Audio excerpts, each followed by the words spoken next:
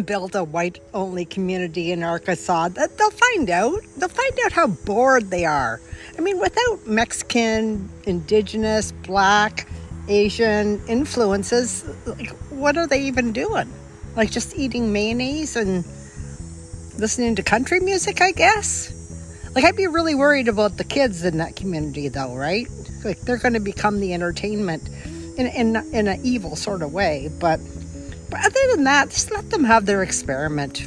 They'll find out. So they're trying to break ground on a whites-only community in Springfield, Missouri, as early as this year. Not literally in Springfield, Missouri, but adjacent. And they hope that they can build one of these cities in every state in the union. It's called the Return to the Land Initiative. And my brain keeps breaking every time I say return to the land out loud, because there's nothing about white people that screams return to the land.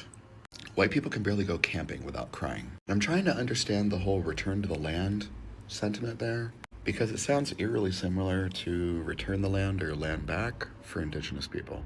And after that Jubilee episode recently with that one white guy saying that white people are Native Americans, and he truly believed it and people clapped for him, I'd like to see them build this white city. But I would like them to not use any inventions made by any person of color or any immigrant. Like literally everything.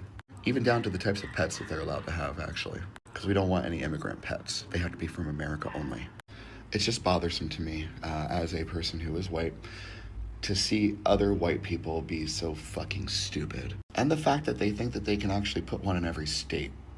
It's mind-boggling to me. At this point, I'm just starting to feel like any person who is not cis, straight, heterosexual, white, or male, you can't be all of those categories. I think we should just leave. Everyone just fucking pick up, give up, and leave. And let them see how horrible it actually would be. This can't be my reality. Welcome back to the channel. I hope you are all doing good. Today's story has sparked a lot of discussion online. The white-only town are now calling for unity with black people after facing serious economic and social challenges. So whether this story is completely accurate or partly symbolic of larger issues, it raises important questions about community, division, and what happens when people realize that cooperation is more valuable than separation. Yes, for years, many communities across America have been divided by race, by politics, by culture, and historical grievances. And some people believed that they could thrive on their own, isolated from those they viewed as different. And the idea of a community excluding others based on race has always been controversial, because history has shown that isolation rarely creates long-term success. Let's get into these clips. I'll be back with more commentaries. Stay tuned. Effing unwashed butt cracks that are moving to their strange little girl bye village in Arkansas or Missouri or where the fuck ever, it's all the same shit. Let them go. That's what I say. Let them the fuck go. Like, who fucking cares? I know a lot of white people right now are crashing out. When I say that, I mean the liberals who are worried about the racist aspects of this. Yeah, they're horrible people, though. Like, if they want to self-segregate, let them. Like, see ya. I mean, they're going to have garden hoses attached to, like, rainwater buckets, and they're going to bathe themselves in, like, bye. Like, these are weirdos. Like, who cares? Not to mention, yeah, they're racist. So please, yes, find a way out. I mean, I've been trying to figure out how we can get rid of them in our communities as it is. This is great. They're doing it themselves at their own expense. Perfect. And I will say, for that one creator on here that has gone around talking about, oh, we would really love it if black people did the same thing, created functioning, financially strong communities. Bitch, do you know American history? There are 45 million examples of how the second that black people did that and had thriving communities, they were razed to the ground. I mean, I went to college in Oklahoma. Tulsa race riots. Oh, what? Their Black Wall Street there, destroyed. All because some white woman decided that a black boy in a building was in the wrong place at the wrong time, and she didn't like how he looked. And I'm simplifying that so much, but like, she was just started a whole race riot that destroyed that community. Central Park was built on Seneca. I'm forgetting the other word, but yeah, a black community that was thriving there as well had their own post office. Like, when I lived in New York City and I found that out, like, you can see it when you go through the tours and everything. Like, what the fuck? Like, you think that it's this beautiful space, and then you find out, oh, just like all of America, it's built on the graves of people who aren't white. I'm astonished. So anyway, and I know this is definitely not at the same level, but all the people like this who move into our gay neighborhoods, buy up all the property, jack up the mortgages, and kick us out, price us out, everything. Like, no, this is the same shit where it's just like they want all the spaces and we have to go start over somewhere else, try to build community somewhere else. And then they get their bachelorette parties together and come into our gay bars and they're just like, oh my God, can I take a picture of you two? You're so cute. We are not lab animals. We're not in a zoo. We're not cute. We're tired of your shit, Kelly, Ashley, Sarah Beth. So if they want to move to a fucking little village, let them. Let them. I'm glad for it. See ya. Trash takes itself. Hot take, I don't have a problem with them having a white-only town or community. They have one already in Arkansas. It's a members-only community, and they're thinking about doing one in Missouri. But see, my only thing is, if you guys are going to do it, you need to do it the right way. Like, why stop at a town? You need an island. You know, somewhere you can escape the horrors of woke people and colored people and gay people that want basic human decency and equality and justice. Like, ew, you know, somewhere far, I don't know, maybe the Epstein Island, you know? Since Trump did say he was a terrific guy, I think it's only fitting that you take your king with you and, you know, build the walls. You can keep all of us colored people and woke people out of it. And then that way you guys can live in the 1950s freely without us bothering you. But I don't know. That's just what I think. Let me know what you guys think. But yeah, I feel like you guys need to think bigger. Like, why would you want to be in a country that is so diverse? You need an island. Good morning, peeps. So, I see these posts about somewhere in bumfuck Arkansas, they're creating an all-white town. Only white people. Woo! And some people are making videos saying, oh, black people are upset about it. Ah. And the black people are chiming in saying, no, we're not. We don't give a fuck. If all you racist incels want to start your own town, great. Have fun. Do what you got to do. Truth is, a lot of towns in rural South are already mostly white anyway.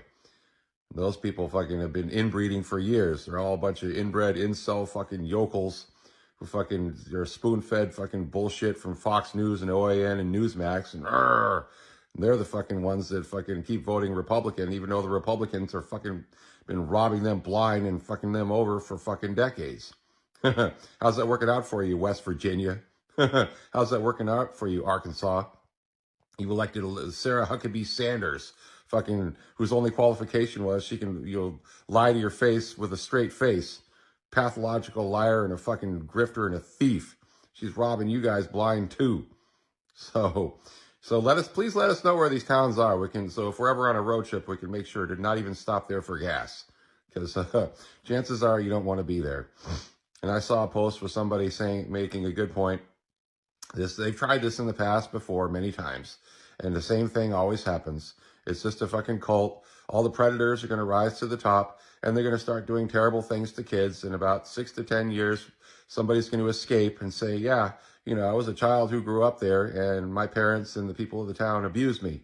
So it's just a bunch. They're just terrible people, because the people that have that type of mindset do those types of terrible things. And, you look no further than our president. He did terrible things too, and we all know he's on that list. So, whites only towns, yay! Have at it. The master race, If you people think you're superior, then how come only stupid people subscribe to it? The orange fucking monster is living proof that whole theory is just a bunch of bullshit. So, do what you got to do, white people, and everyone else, have a good day. A whites only community.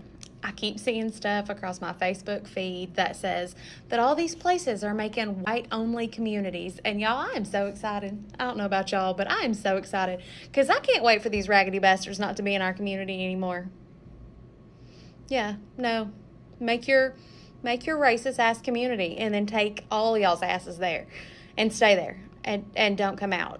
And you know, croak or whatever y'all are going to do while y'all are there. Whites only.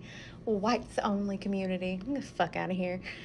No, but no, I hope that works out for you. I hope that's exactly what you do. I hope you make this big community of only white people who hate all other colors and people that don't. Like, I don't know. I don't know what the hell goes through y'all's mind. Being racist is weird. Y'all are fucking weird. I can't imagine not liking someone because of the color of their skin. Like, I'm white, and there's hella white people that I don't like. So yeah, no, that shit's weird behavior. But hey, no, more power to you. I hope your white community really works out. I hope y'all go there, y'all stay there, and y'all don't ever come the fuck back out here ever again. All right, y'all have a good day. You know, I really don't think anyone should be surprised by the fact that a whites-only community is popping up in Missouri. Racist white people are going to do racist shit, okay? Especially in the current political climate. We saw this last time when Trump was president. The racists felt emboldened. They kept doing more racial bullshit. There's plenty of stats for this. Go look it up yourself. You're a grown person. That being said, we know how it's going to end. All right, this is the same as every other cult that has popped up, because I do genuinely believe that racism runs so deep in people's minds, it indoctrinates them like a cult. Especially in white communities, because white parents pass down white supremacy onto their kids because they just never learned white patriarchal society. But it's one of those things that, and it's not excusable. That is not an excuse. I'm simply trying to say where it comes from. It's why so many white people talk about deconstruction, talk about going through all these things, because especially if you grew up in the Bible Belt, in a southern in like a Bible Belt small town, that is part of deconstructing from leaving a white town, a small town, is, oh fuck, everyone I knew was racist as shit. Though that was all racist shit they were saying. I do not feel bad for the adults one bit. They are full-grown adults. I don't give a fuck. They've been shamed. Look, they have been so successfully shamed out of society for their racist-ass beliefs that they genuinely believe they have to set up their own community. That's beautiful to me. The only thing that I genuinely feel remorse for in the whole thing are the kids. We know how this is going to end here in 6 or 7 years. There's going to be a hell of a documentary about this, about all of the child abuse and all of the sexual abuse that is going to happen in these towns. That is the overwhelming factor that always happens in these white nationalist cults, is massive amounts of child abuse that the parents are going to cover up. The parents will never admit to putting their children around predators. They will never even come to terms with the fact that they are best friends with predators who are openly going to prey on their own children. They don't genuinely give a fuck about their kids. They never have. They never will. They just want to be racist. That's the end of it. They have no culture to protect. They have none of that shit. No, they just want to say racist shit and homeschool their kids and keep them racist and indoctrinate them. So we see exactly how this is going to play out, because it is played out this way in every other Christian community. Predators will rise to the top. The women and men around them will protect them. And here in about 6 to 10 years, you'll see a survivor come out saying, you know, a kid that was born before they got into the cult. You know, the kid that remembers life being kind of normal before their parents went off the deep end with Trump. Those kids will eventually come out and go, yeah, no, there's a ton of sexual abuse going on. There's a ton of child abuse. There's a ton of spousal abuse. And it's going to repeat, because we have not successfully done a good enough job in getting these kind of people out of society. And that's the truth. They are so arrogant to their own actions, because it's not ignorance. Ignorance is more of, I'm doing things and I don't understand the consequence. They are blatantly doing things and ignoring consequence. That is arrogance. There is all the literature in the world you can read, or even listen to, or just engage in, to break those cycles, and they refuse to do it. They're just going to keep the white quota going. And that's their goal at the end of the day. They want to maintain that power structure. They want to maintain that some white dude is on top of power. And that's what they want. So no, this, as disgusting as it is, it's not surprising in the least bit. Look at the current climate we are in. They are going to be trying to do this more and more because they feel emboldened. They know the government's on their side. They know that the entire controlling government is currently on the sides of racists and pedophiles. So of course they're going to be emboldened to do these awful things. Unless someone is going to go down there and stop it personally, it's never going to stop. We would need multiple John Browns at this point to even attempt to stop what is coming. And now, as economic pressure continues to affect many parts of America, some communities, they're now discovering that hardship does not discriminate. Rising costs of living, the declining job opportunities, the struggling local businesses, and the shrinking populations all affect everyone regardless of race. So, what many people online are reacting to is the apparent change in attitude. Some are asking, why call for unity now? Others are saying that difficult times often force people to re-evaluate old beliefs and recognize the value of working together.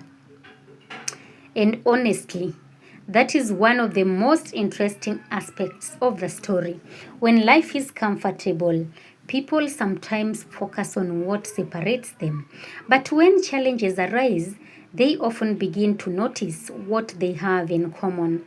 And the need for jobs, safe neighborhoods, quality schools, affordable health care, and economic opportunity are concerns shared by Americans of every background. Many Black Americans reacting online are expressing mixed emotions. Some feel vindicated. They are even arguing that communities that once wanted separation are now discovering they cannot solve every problem alone. And others are taking a more optimistic approach. They are saying that unity should always be welcomed if it is sincere and based on mutual respect. And that distinction is very important. Unity is not just about words, it is about actions. People want to see genuine efforts to build relationships, to create opportunities, and treat others fairly. Trust takes time to build, especially when there is a history of exclusion or discrimination. And one thing that stands out in reactions across social media is the reminder that diversity often strengthens communities rather than weakens them. And different perspectives, different skills, and experiences can contribute to economic growth and cultural development. Communities that embrace cooperation often discover new opportunities that would not exist in isolation. And another point worth discussing is how economic hardship can become a powerful teacher. When people face challenges together, they often realize that many of their struggles are shared. The family worried about paying bills, the small business owner trying to keep doors open, and the worker concerned about job security can come from any racial background, and these common experiences can create opportunities for understanding that may not have existed before. Some commentators are even saying that this situation highlights an important lesson for America as a whole, and the country faces many challenges, and solving them requires collaboration. Communities that spend their energy dividing themselves may find it harder to address the real issues affecting their daily lives. And at the same time, others are cautioning against celebrating too quickly. They are arguing that true unity really requires accountability, it requires honesty, and a willingness to learn from the past. Just simply acknowledging the need for cooperation is only the first step. Building lasting relationships requires consistent effort over time, and that is a fair point. If people genuinely want unity, they must be willing to listen to one another, understand different experiences, and work towards shared goals. And that process is not always easy, but it is often necessary for progress.